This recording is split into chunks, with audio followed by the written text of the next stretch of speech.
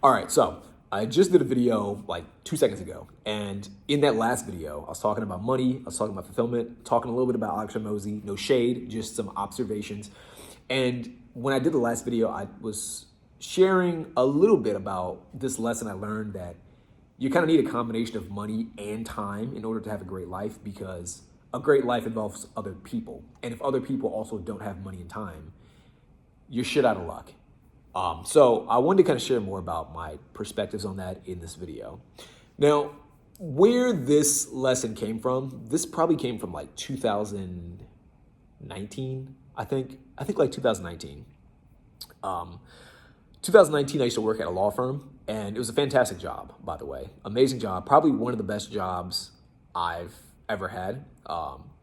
Which is saying a lot, because I think most jobs I've had are pretty good in the grand scheme of things. The only jobs I've had that I think I didn't like was I worked at a gas station. That was unpleasant. Not because of my coworkers. My coworkers, my boss, they were all amazing. It was just the people that would come to gas stations a lot were, that's not true, not all of them. A lot of them, some of them, not even a lot, some of them were just rude. And the hours were terrible. That was the main thing. The hours and the lack of money that I got from working at a gas station was probably the worst parts about it. Not the worst job in the grand scheme of things, but not super pleasant. I wouldn't do it again if I didn't have to. And I would say second worst job of all time, probably working in retail in general. No particular retail experience was that horrible, but just the concept of waking up, walking to work, working so long, getting so little money, I just hate it. You know, it's not pleasant. I do recommend people do it as an experience, because I think it helps you see the behaviors of other people in a certain way. And I think it's a good challenge for yourself, helps you understand like finances, helps you understand just like how things work at a certain level in society. Maybe I'll do another video going deeper into that, because I know that sounded very vague, how it helps you understand society. I know it sounds a bit vague. I think I might do a video on that actually. When I first worked at the law firm, it was right after like working in retail, working at the gas station, just like years of working really shitty jobs. I worked at a bar as a dishwasher. Actually, the dishwasher was actually probably one of the worst jobs as well. Just because the pay was slightly better than what I was used to. I was making $12 an hour. So I felt like a baller at the time, when the average income that I was making was like $7.50 an hour. But dishwashing was super demanding. Like, you work the entire 12-hour shift that you're there. It's just gross. Not fun at all. But anyway, yeah, so I had a whole stream of jobs like that where you didn't get paid very much, but you worked a lot. And for me, I always felt like I was on this kind of like treadmill of just unhappiness and borderline depression, just because you can't afford anything. You can't do much. If you go out with your friends, you are pretty much going into the negatives, because you're probably going to rely on credit card debt, or you're going to push your finances so tightly that you're probably going to be in the negatives before your next paycheck. So you're going to get like an overdraft fee. That happened to me like almost every week, consistently. It was crazy. Or you don't go out and you don't socialize, and you're lonely and unhappy, and you feel like a piece of shit because everyone else around you is going out and having fun. Especially now with social media, you're constantly bombarded by people always having fun, people always living the highlight of their lives. So when I got hired at the law firm, the amount they were paying me was amazing. And I had like health insurance. I had a salary. So like, even if I was sick, I still was getting paid. I only worked 5 days a week, which to me was, I remember when I worked at the law firm, just this little bit of a side note, I remember the first thing I started doing was like going out on more dates, just like going out to parties, going out to the bars more, just because I had so much more time.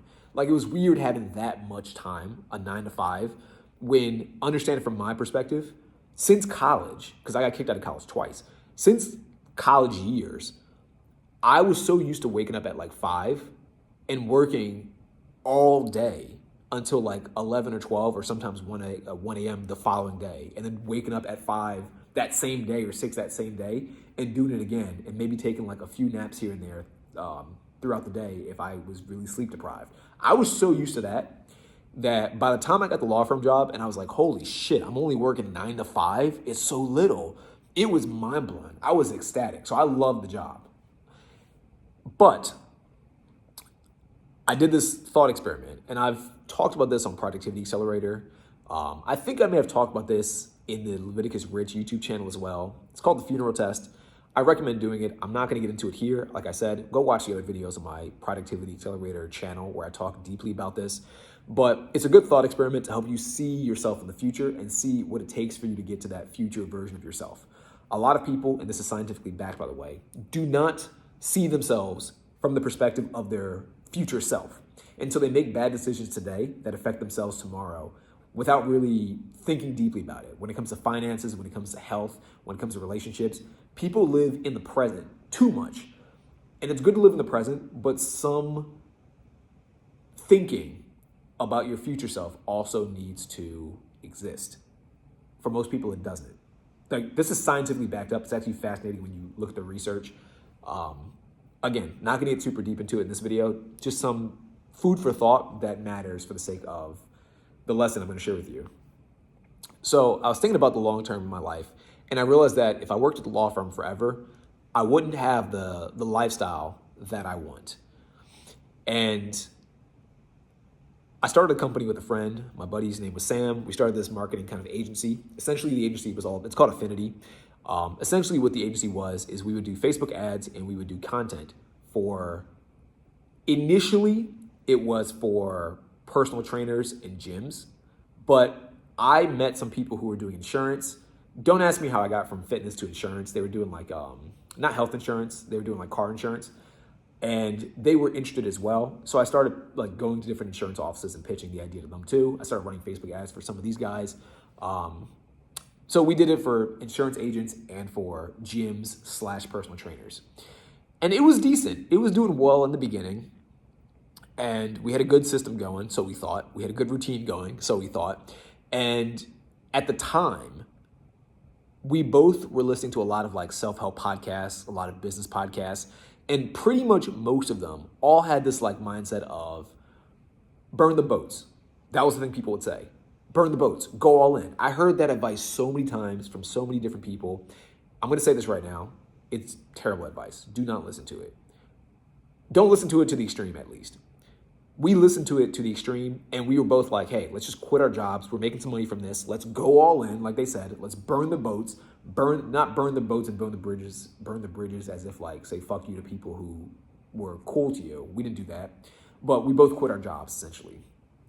Started doing our agency full time. And I remember at the time I had an apartment in Leesburg and it was actually pretty dope. Initially it was pretty dope. It felt good because there's something about working at a 9 to 5 that for me is super restricting. I still feel to this day that when you have to be somewhere at a specific time, it prevents me, I can't speak for you, but this is true for me. I think it prevents me from living my highest quality life because there's opportunities that exist at 10 a.m. that I can't be present for if I have to be at work at 9 a.m. Does that make sense? Like there'd be events that I could attend to meet people who would be very influential or very beneficial to my life that I couldn't meet because my work demanded that I not be there at this event, but be at the job instead. And you know, even when you're working like a 9 to 5, if you want to go like say, for example, to a conference, which I've done before, you go to a conference in a different state, it costs a lot of money. You're sacrificing income and you're sacrificing time at that company to go to these events that might not lead to much. So, to me, like that's kind of the downside of 9 to 5. I'm not saying this is true for everybody. This is true for me. I think, having a 9 to 5 is definitely, I think for me personally, I can be more productive doing my own thing and more productive not tied to a specific location than the reverse. Hopefully that made sense. So, like I said, it was dope initially. We felt very productive. We got a lot done. We were getting lots of leads. In the morning, Sam was kind of like the back end guy. So he would do like all the upsales, like all the marketing funnels and all that stuff initially. And I was kind of like the front man. So I would do a lot of the content and I would kind of organize the way our pitches were and our offers. And I would do the sales calls. So me and him both throughout the day would be just cold emailing people. We'd find different businesses. We'd take a screenshot of their like website or their Instagram page. And depending on the offer that we thought was best for them, we'd say like, hey, we looked at your screenshot, we looked at your website, or we took a look at your Instagram and we think you can be doing A, B, and C better. We made this video for you. And really what we did is we took like Canva and we put like a play button on the screenshot. There was no video, but the idea was if they responded to it, that showed interest. And that switched them from being a cold lead to at least a warm lead. Like if they didn't see the email, they wouldn't click it and they wouldn't respond. So, keep following up, but don't pursue them too heavily. If they saw the screenshot, clicked it, and it didn't go anywhere, most of the time they would say, hey, I tried to click, but the link didn't work, which means that they believe that they could be doing something better. And in our view of it, we thought that meant they might have money that they'd be willing to invest, that they are open to taking suggestions, they're open to improvement. Because a lot of times with businesses, you pitch them and they're not in the market. And one thing I hate is when I see businesses pitch to other businesses that do not want their services at all. It feels like a waste of time. It's just like, why are you trying to get someone to buy something that they do not want? How about go for people who want the things that you're pitching? They might be better people to pursue. So that's kind of our thought process. We were doing that for a while, getting leads, random people. We had people in the UK. We had some people in like West Virginia, just random people. I had one guy I was working with. He was in like Chicago. It was so strange. I don't know how we were so scattered like that. But anyway, it was dope. Having some income and having your own schedule felt very amazing. For the first time in my entire life, I felt like I was in control of my life. And this was a big deal for me because, like I said, I'd been kicked out of college twice. For a very long time, I felt out of control of my life in every way you can imagine. I wasn't in good shape. I didn't have a lot of money. My social circle was terrible. I couldn't get a girlfriend. No one wanted to talk to me. It was awful. And it didn't feel awful at this point. So I was like on, I don't know what the term is for like being, I literally forgot, as I was about to say, I forgot the phrase, but like cloud nine, that was what I was going for. I was on cloud nine like every morning. And I remember one time I'm getting to the lesson, don't worry. My buddy hit me up and he was like, hey bro, we're going to Ocean City, Maryland. My buddy's also a business owner. He owns a landscaping company. So he kind of has, he has that flexibility as well at the time, at least that I had at the time. And he was like, hey, we're going to Ocean City, Maryland. I found this Airbnb. It's like $400 or something, or I think it was like 400 or 500, maybe 600 for the weekend. I don't remember. No, it was more than that. It was like 1,000 something. I think I paid 300 for the weekend. But anyway, he got an Airbnb and he was like, hey dude, if you want to come through, we're going like in 2 weekends, let me know. And don't worry about sending me the money ahead of time. Once the weekend's over, you can Venmo me when you're there. Or you can Venmo me after you get back. It doesn't matter. I'm not like tight on cash. So just let me know if you're coming so we can organize like a trip to get there. And if you want, I can come down and like pick you up. So of course, in the past when I had a 9-to-5, you have to kind of get permission. You kind of sit on it and think about it. And you're like, oh, is it worth, taking this trip? If I have to come back like on Sunday, will I get enough sleep for Monday?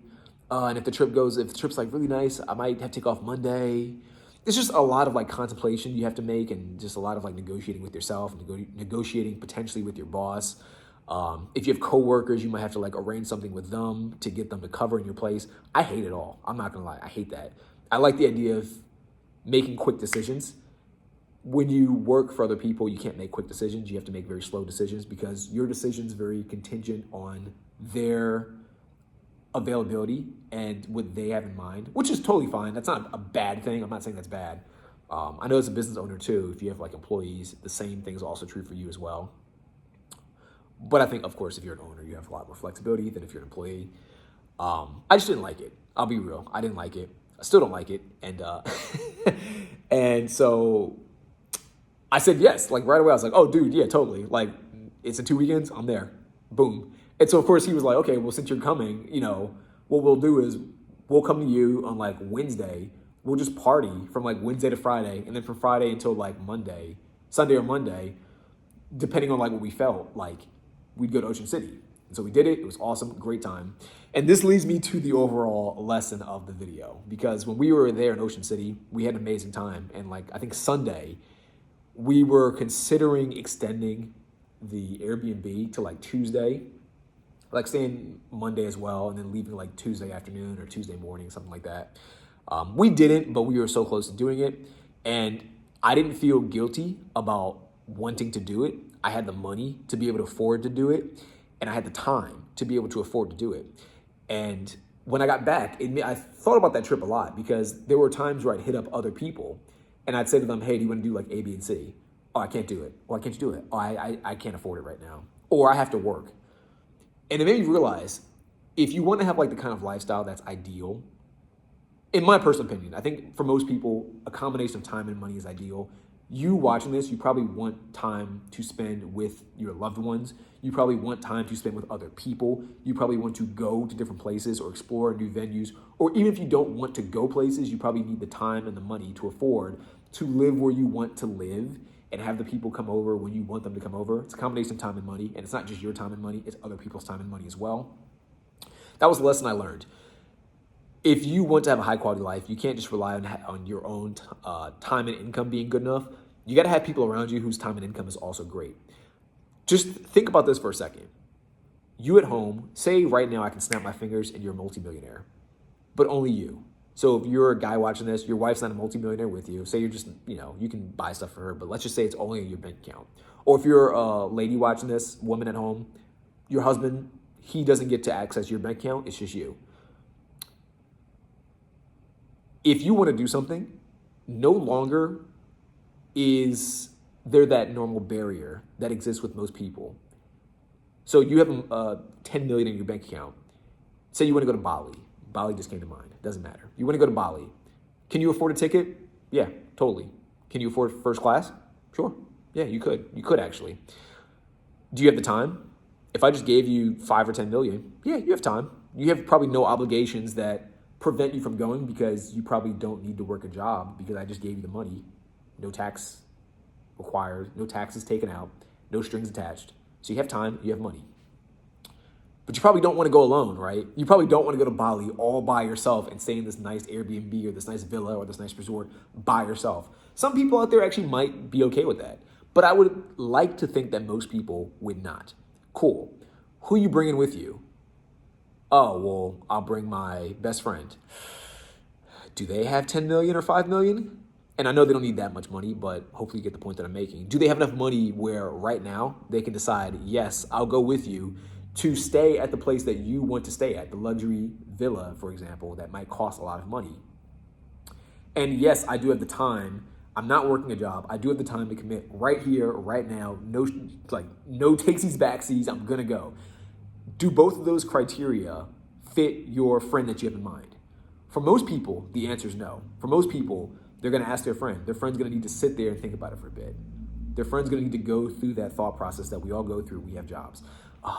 It's going to hurt my income. I work hourly. Do I have any vacation time? Do I have any sick time?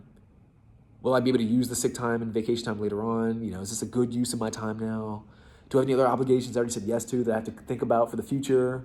So that way, when I do take my sick time or vacation time for those obligations, I also get paid, or I don't go too long without getting paid. Well, I have the time, but I don't really have a lot of money right now. Bali sounds expensive. Maybe I can convince my friend to downgrade, or maybe I can get a cheap flight. Like, these are the conversations your friend's going to start having when you invite them to this thing.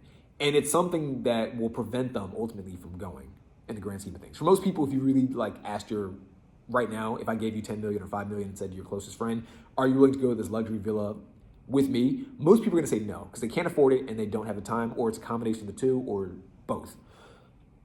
So in order for you to live a high quality life, you need to have people around you who also have a lot of money and a lot of time. And that's hard. That's hard. Me personally, one of my goals is to have so much money. And I'm not saying I want to be like a millionaire or a billionaire. I don't really care that much. But enough money where if I have a friend who I want to invite to something and for whatever reason, they can't afford it, I don't hold it against them. I just pay. I just go dude, if you want to go, let me know. I got you. I'll just pay. I think it needs to be that simple. Now, obviously, there's a fine line between doing this too much where people start to take advantage of you and people expect you to pay for things. That's a whole different struggle in itself. But I think that's the area that people should strive for. Having enough money and understanding why they have the money to use the money to allow their friends to have the flexibility or the freedom to enjoy the things the better things in life with them. I don't know. That's just kind of my 2 cents. That was kind of a lesson I learned when I took my trip with my friend. If you want to do like cool stuff, if you want to have like certain experiences in life, you need to have time and money.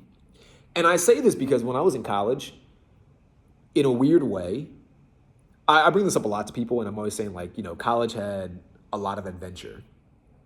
I always say when you get older, you don't get to have the same amounts of adventure as you did when you were in college. And the reason why, in my personal opinion, is because when you're in college, you are broke, so technically you lack money, but everyone's broke, so everyone lacks money. And the things that you can buy realistically in college are almost so non-existent or so cheap that money isn't that big of a deal. Like when you're in college, you don't really care for most people, I would assume. You probably don't care about Ferraris or Lamborghinis or a big house because you're not at that point yet. Like driving doesn't matter because you're probably walking everywhere. Having a house doesn't matter because it's probably cooler to live in a dorm with your friends or live off campus with some friends, or even if you live by yourself, it's cooler to live close to campus by yourself in an area where you can have parties or invite people over. Does that make sense? So these things would actually be more of a detriment. They'd be inconvenient. So the money part's not that big of a factor. And going out to like bars is relatively inexpensive for the most part. Depends on where you live, of course. But for the most part, it's relatively inexpensive. Food can be bought cheaply. When you're younger, I think you can... I'm not one of those people that thinks that young people can just eat anything and get away with it. I don't think that. It doesn't make sense to me. But I think when you're younger, the combination of you walking so much in college will mitigate a bad diet. Like a bad diet will not be super detrimental to you because you do so many activities throughout the day that you burn more calories compared to when you're older and you're more sedentary because you're working at like an office job or something where you're sitting for 9 hours a day and you're commuting. So it's another like hour or two you're sitting and you're sleeping. So that's like 6 to 8 hours. You're also sitting and not doing much. When you're a kid, when you're younger, you move around a lot more because there's more stuff to do that you just are obligated to do. My 2 cents, and that you're willing to do because it's available. So money is not an issue, and time isn't as much of an issue either. And I know people will say, oh, when you're younger, you're busy because of like colleges or whatever. For the most part, I think when you're younger, you're more willing to sacrifice certain obligations in the short term if fun is more or less guaranteed and not insanely difficult to acquire. And what I mean by this is, I remember there were times when I was in college and I had a class, for example. Me and the friends are sitting around playing video games or whatever. Or we want to go play football, or we want to go just hang outside and just walk around campus or just bullshit. It's like nice and sunny outside. There were plenty of times where myself and many of my friends would just skip class because skipping our obligation, that class, was so insignificant compared to the fun we were almost guaranteed to have by just being in each other's presence. And that was very consistent. And I'm sure that wasn't just like me and my social circles thing. I'm sure you watching this at home, if you went to college, you probably did the exact same thing when you skip class because you're like, oh, this class, if I don't, I get like 10 days of, if I skip 10 days, then I get penalized. I've only skipped like 2, so I have like 8 more that I can skip. So I'll take a skip day today because class is boring as fuck and me hanging out with my friends is actually fun. And why not? I'd rather have fun than be bored. I can always study later on. You're more flexible with your time. So you check off that time and that money box simultaneously, and that's what leads to the fun adventures. When you get older, those things aren't checked off because time is harder for a lot of people because people have to commute, people have work, people have relationships like with their wives or their husbands or their girlfriends or boyfriends, whatever, parents, whatever it is. You might have to work on the weekends for your job or your company, stuff like that. And you don't have much money because your job might not be paying you a lot, or your job might pay you a lot, but it gets taken out due to your rent or due to your mortgage or due to your insurance, your car note, your car insurance, a bunch of other bullshit. And so to me, that's like the formula of happiness when it comes to, I guess, spending time with friends and family. Time and money. You need them both. And I know that probably sounds like common sense. Like, of course you need time and money. But I don't think people really have thought about it to the degree that I have. It was very eye-opening once I had that trip to Ocean City, Maryland. Just how much time and money holds people back from just enjoying really basic experiences that, at least for me, when I was in college, I took these experiences for granted. To this day, by the way, I've been trying to get like more adventures. And this lesson keeps coming up in my head because it keeps being a factor. For example, I want to go to Penn State. I went to Penn State. I want to go back. I like going to Penn State. It's very nice. When the weather's nice, it's beautiful. There's something about Happy Valley that just makes you happy. I don't know what it is. But whenever I go there, I like to bring people with me too, because I want other people to experience the pleasure that I get from going there. I know they're not going to experience it the same way because for me, it's a bit of nostalgia. And there's certain like embedded memories and embedded like vibes and feelings that I get from going there. But my goal is to get them to experience it as much as possible, come as close to what I feel as possible. And in the past, for the past like several years, whenever I try to initiate one of these offers to go to Penn State, for a lot of people, it's I don't have time, which is valid, or I don't have money, again, valid, or both, valid. And I just think about it like, man, if I had like $1 billion, I would just say like, dude, take off work for like a week. I'll pay for you. I'll drive if you want me to drive, or we'll get someone to drive for us. Or if you want to drive, I'll buy the rental car. Like, if you get money, use your money to buy not just your freedom, but the freedom of people around you that are closest to you. Because I think that's what's going to make you, in particular, as happy as humanly possible. So, I don't know. That's my 2 cents. I don't want this. I know I probably rambled a lot in this video. I don't want it to go on too long. It's almost like a half an hour, so it's a pretty long video. But let me know what your 2 thoughts are. Your 2 thoughts. Let me know what your 2 cents are and your thoughts are on this. Leave a comment below if you agree or if you disagree. I'm always curious to hear you guys' feedback and you guys' takes. And if you know someone who might get some value from this, share the video. That'd be dope. My social media and my YouTube, they all suck. For whatever reason, I tend to get no reach on any platform. For some reason, there's like this AI god or something like that. And he's like, oh, Leviticus Rich just made a video? He made content? Fuck that content. So yeah, if you want to share this, that'd be dope. I'm always trying to grow my brand and that would help me a lot. And yeah, hope to see you in the next video. Peace out. Bye.